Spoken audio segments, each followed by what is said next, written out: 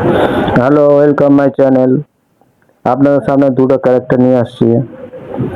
একটা হচ্ছে শুভেন্দু অধিকারী আর একটা হচ্ছে সায়নী ঘোষ, যিনি যাদবপুর লোকসভা থেকে তিনি পার্লামেন্টে ঝড় তোলেন, যে পার্লামেন্টে যে ভাষণ দেন।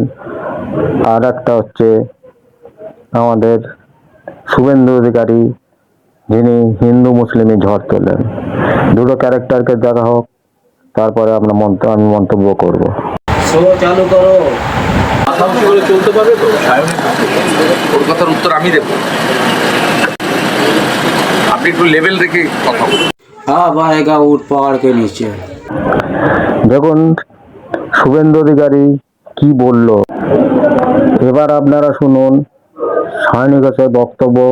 মেম্বার অফ পার্লামেন্টের যিনি ভাষণ দিচ্ছেন, সেই বক্তব্য আপনারা শুনুন।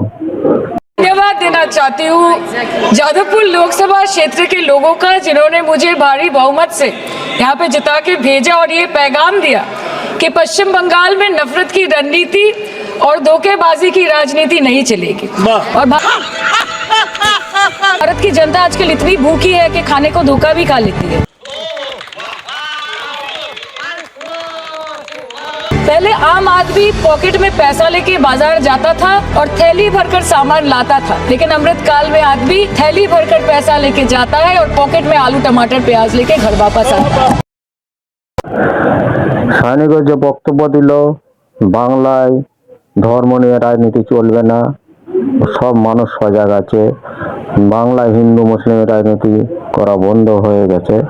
তো তাই শুভেন্দু অধিকারীর মতন লোক পাড়ায় পাড়ায় ঘুরে আমি হিন্দুর বাচ্চা এইসব কথা বলে। যদি আমার ভিডিও ভালো লাগে, লাইক কমেন্ট ও শেয়ার করবেন এবং সাবস্ক্রাইব করবেন।